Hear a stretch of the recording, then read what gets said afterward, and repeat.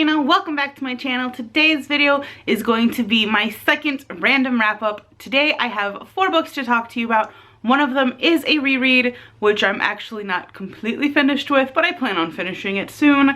And the other 3 are all books that I listened to on audiobook.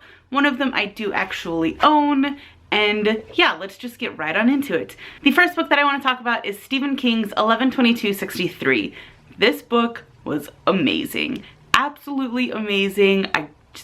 Nothing like I was expecting it to be. I was expecting it to be very historical fiction, since it is a set date back in time, which that date is the day that John F. Kennedy was assassinated. And I was just kind of expecting it to be, I don't know, boring, I guess.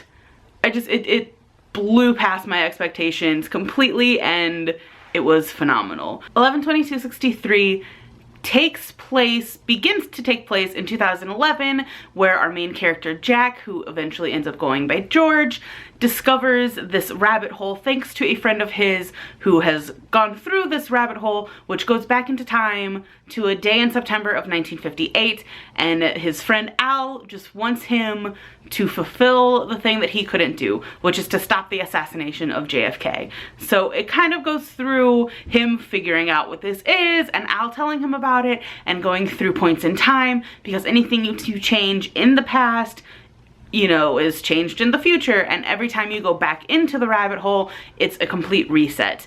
And it just kind of follows Jake's adventures through 1958 all the way through 1962, and whether or not he does stop the assassination, you'll just have to read it, because it was a fantastic book, and it was so much more than just stopping the assassination of JFK. There's great storytelling and world building, and it was amazing. I devoured this book.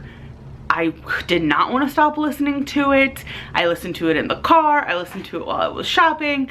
It was just incredible, and I did give it a 5 out of 5 stars. The next book that I listened to was Aristotle and Dante Discover the Secrets of the Universe, and I don't quite remember who it's by. I loved this book so much.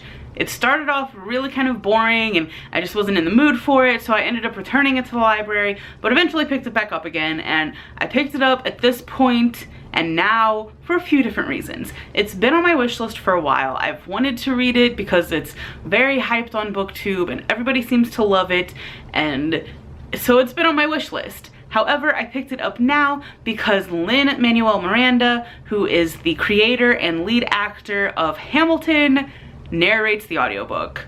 So since I've been kind of slumpy because I've been listening to Hamilton nonstop, I needed something to kind of bridge me back into reading at work instead of just listening to Hamilton. So I thought that it would be perfect because I get a taste of Hamilton with Lin narrating it. But it was really slow in the beginning. It was really slow, but it eventually picks up and it does get pretty emotional, and I thought it was great. And it was also great because with Lin narrating it, he says Alexander Hamilton twice, and I'm really glad that they say hi in the book and not hey, because I would have lost it because the Hamilton references are strong. So overall, I did end up enjoying this book, but like I said, the beginning was really slow. There were some parts in the middle that were kind of slow and kind of really draggy, and I think it's because it's just mainly stuck in our world. Like, there's nothing different about it. It is our world. It does take place in the 80s, so that was cool to see Ari and Dante actually have to phone each other to talk to each other or go to each other's house. And it follows Aristotle, who befriends this guy named Dante, and it goes through their friendship. We see one summer and the book ends the following summer. So it just kind of goes through their friendship and the ups and downs of friendship and life. And it ended up being a beautiful story. It was really well written, and yeah, I really enjoyed it. I did give it a 3.5 out of 5 stars.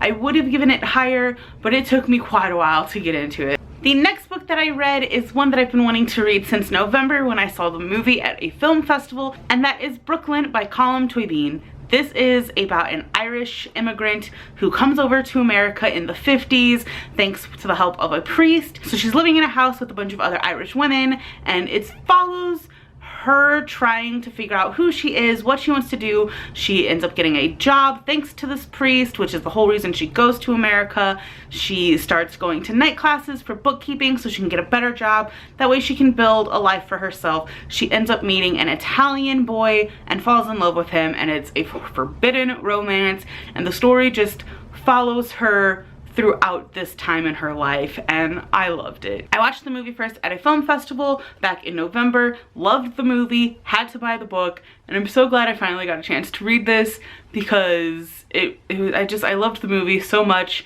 and reading it, the movie is very, very spot on. I'd have to watch the movie again just to make sure, but from what I remember of the movie, everything happens in the book happens in the movie. It blew my mind reading this and figuring out, okay, this really did happen like this. There were a couple of instances that were changed or dramatized or kind of pulled back a little in the movie that really worked for the movie rather than in the book. And it was just amazing. And the movie is a brilliant adaptation of this book, which doesn't happen very often. I have not officially rated this as of filming this, but I can guarantee you it's probably going to be a 4 or 5 out of 5.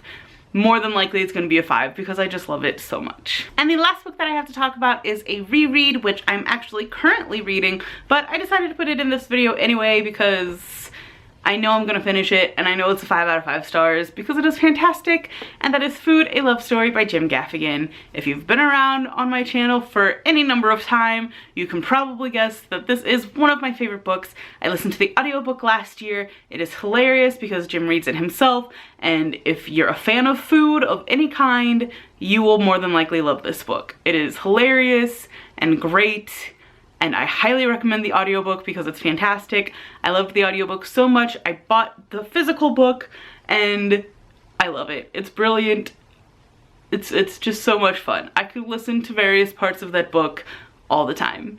It's just amazing. And that is all I have for this random wrap up. Thank you so much for watching. I hope you enjoyed this video. Let me know in the comments if you've read any of these books and what your thoughts are on them. I recommend all of them. They were all great. They're just all fantastic, especially 11/22/63, which I forgot to mention. I have started watching the Hulu show, and it's good, but it needs to be longer than 8 parts. It's just an 8-part mini-series, which I was really looking forward to it actually being a show and getting the whole 800-page book into it, but it's good if you just disconnect yourself from the book. So I probably shouldn't have started watching it immediately after finishing the book, but I did, and I'm enjoying it. There are a few big changes that I'm actually okay with, and there's a lot of stuff that I wish was in it that they didn't put in it, but what can you do? That's how adaptations work. But yes, that is all I have for you. Thanks again for watching. I hope you guys are having a fantastic day, and I will see you guys next time. Bye!